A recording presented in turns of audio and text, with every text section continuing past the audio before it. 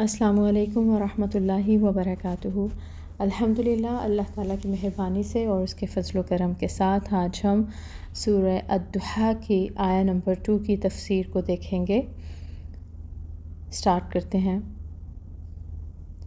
سبحان اللہ لا شریک لہ الملک ولہ الحمد وہو علی کل شیء قدیر لا حول ولا قوة الا باللہ سبحان اللہ وبحمدہ۔ الصلاۃ والسلام علی اشرف الانبیاء والمرسلین وعلی آلہ وصحبہ اجمعین، اما بعد فاعوذ باللہ من الشیطان الرجیم، بسم اللہ الرحمن الرحیم۔ رب اشرح لی صدری ویسر لی امری واحلل عقدۃ من لسانی یفقہوا قولی۔ ربی زدنی علما ربی یسر ولا تعسر وتمم بالخیر اللہم بارک لنا فی اوقاتنا آمین یا رب العالمین۔ آیہ نمبر 2، واللیل اذا سجا۔ قسم ہے رات کی جب وہ سکون کے ساتھ طاری ہو جائے۔ سجا اس کے معنی ہیں پرسکون ہونا، خاموش۔ جب رات بالکل سنسان ہو جاتی ہے، ڈارک ہو جاتی ہے، خاموش ہو جاتی ہے، یہ اس وقت کا ذکر ہے۔ نیز اس لفظ میں دوسری چیزوں کو چھپا لینے کا تصور بھی پایا جاتا ہے۔ گویا اس لفظ میں پرسکون ہونے اور چھپانے دونوں معنی پائے جاتے ہیں، چھپانے کے بھی اور پرسکون ہونے کے بھی۔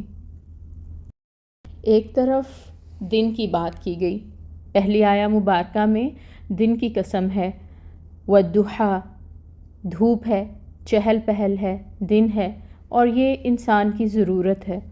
اب دوسری آیہ مبارکہ میں خاموش پرسکون رات کی بات کی جا رہی ہے، واللیل اذا سجا، یہ بھی انسان کی ضرورت ہے۔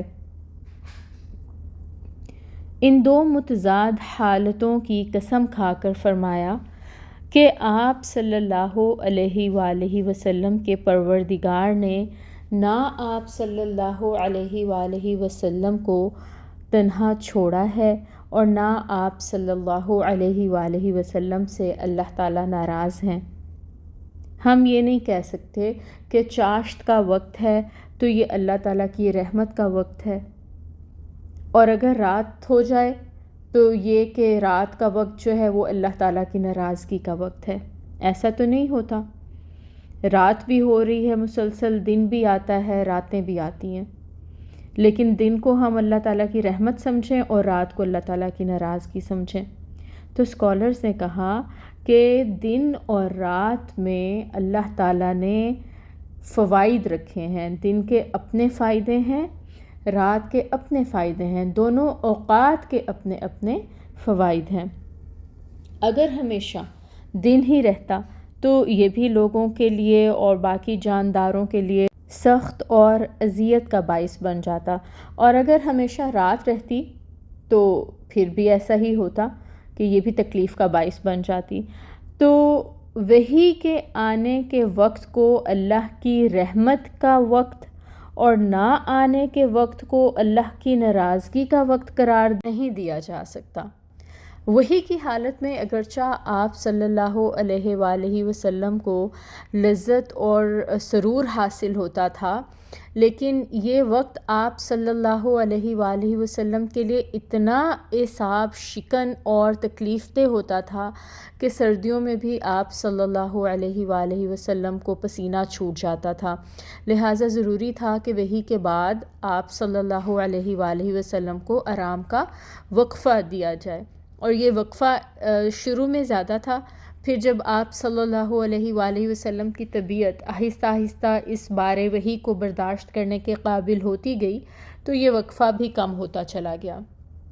تو اب اسکالرز نے قسم اور جواب قسم میں یہی مناسبت بتائی ہے کہ دن کے وقت جب سورج خوب روشن ہوتا ہے، اس کے بعد پھر سیاہ رات چھا جاتی ہے، تو کوئی بھی نہیں سمجھتا کہ یہ اللہ تعالیٰ کی ناراض ہونے کی علامت ہے، رات کا ہونا دن کے بعد۔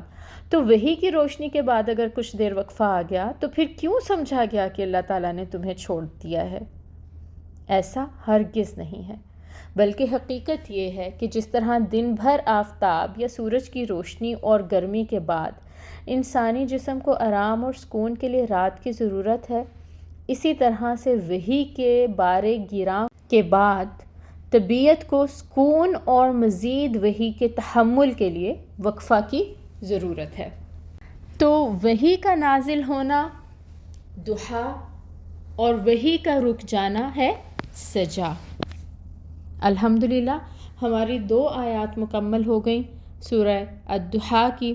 اللہ تعالیٰ سے دعا ہے کہ اللہ تعالیٰ ہمیں اپنے کلام پاک کی بہترین سمجھ عطا فرمائے، آمین۔ سبحانک اللہم و بحمدک، اشہد ان لا الہ الا انت، استغفرک و اتوب الیک۔ السلام علیکم ورحمۃ اللہ وبرکاتہ۔